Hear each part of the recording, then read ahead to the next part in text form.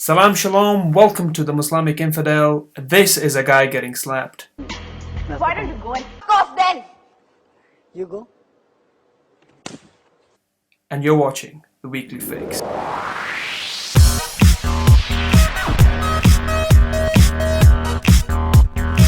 Watchdogs. Now, for those of you who remember, or those of you who don't, Watchdogs was displayed or shown by Ubisoft a couple of years ago. And the first time we watched it, the overall reaction was, whoa, this game looks awesome. I mean, the graphics, the whole feel of it, this very cool cyberpunk Assassin's Creed set in the near future. What's there not to like? And it was supposed to be one of the launch titles for new generation. So the Xbox One and the PlayStation 4 were both supposed to get Watch Dogs as one of its launch titles. However, just weeks before it came out, Ubisoft pulled it. The game disappeared. They said it's not happening. It's pushed. It's delayed. And we later found out that it's being delayed to May this year. So it was supposed to come out in November last year. So it got delayed. And a lot of websites like IGN and Eurogamer, they all sort of try to speculate and try to find out from Ubisoft why the delay happened. Now, I know this is a small time podcast, so normally when we get content, it is because because I do a lot of research. But today, I have exclusive information, I think to say the least, about why exactly Watch Dogs was delayed. Now, the official story is that Ubisoft were not happy with the way that the game was turning out. They wanted to improve it and so forth. But any information that was given out was not detailed.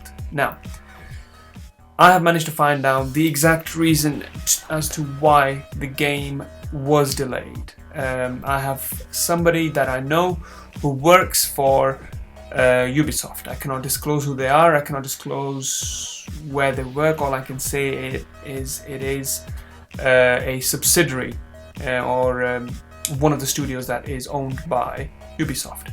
And I've been told that the very simple reason to why Watch Dogs was or has missed its deadline or missed its November deadline was because of the Xbox One. The game was not working properly. In actual fact, how bad it was, again, we don't know, but it was bad enough for it to cause a massive delay for all systems. Now, why do I think it's caused a delay for all the systems? Well, it's very, very simple. When the Xbox 360 came out, Microsoft had this very sneaky little clause which sort of said that in order for third-party developers like Rockstar Games, Ubisoft or whatnot, in order for them to release games on a Microsoft platform, the game had to look as good, if not better, than any of its other competitors like Sony or dare I say Nintendo, who don't really make anything anymore. But yes, so they had this clause which meant that despite the fact that the PlayStation 3 was in theory more powerful, when the developers did start to learn the system, they couldn't fully exploit the system or the PlayStation's power because of this clause, because it would cause them to not be able to release the game on Microsoft's platform, which was the Xbox 360.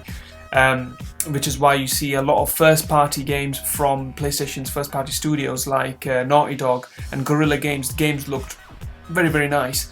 I'm presuming that this is something that's carried on to the next generation. Microsoft have artificially made developers or forced them to sort of compete with the PlayStation's quality in terms of graphics, at least. I know that frame rates are an issue at this moment in time, 60 frames to 30 frames, as well as resolutions.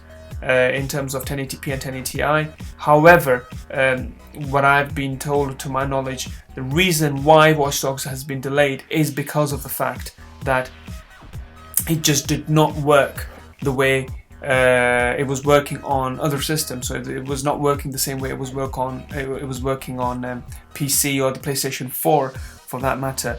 Obviously the downported versions on the PS3 and the Xbox 360, I'm presuming they were fine, but it's the Xbox One that caused an issue, and that's why the delay happened. There's no way that Microsoft would stand for the game to be released on the PlayStation 4, PS3 and Xbox 360, but not their flagship console.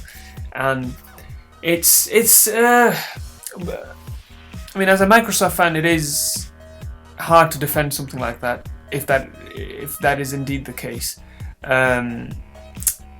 It sort of causes issues for developers, and it certainly causes issue for gamers. I mean, I've got no issues with playing Watch Dogs in May as opposed to November, but it would have been nice to have it there. So yes, that's essentially what has happened. The reason why Watch Dogs is delayed many months is because it was just not working on the Xbox One. In 1984, a small company called Atari did, in the eyes of a lot of gamers out there, single-handedly destroyed gaming as we know it, or nearly did.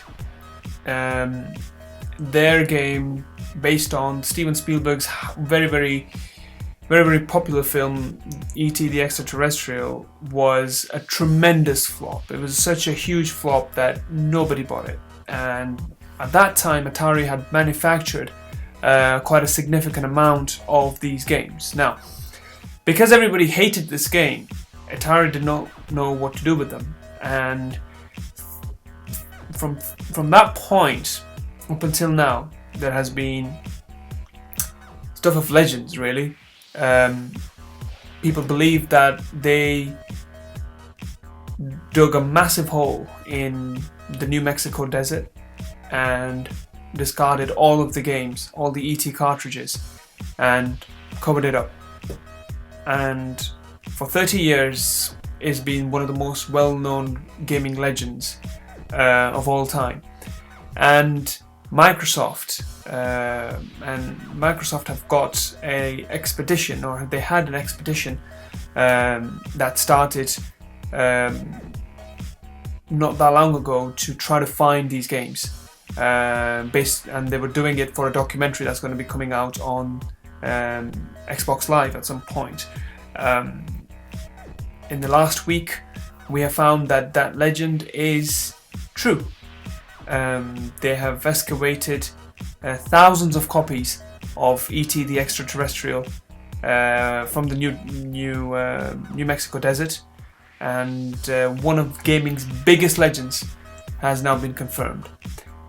So yes, it's interesting, and certainly looking forward to the documentary, see what it's going to be about.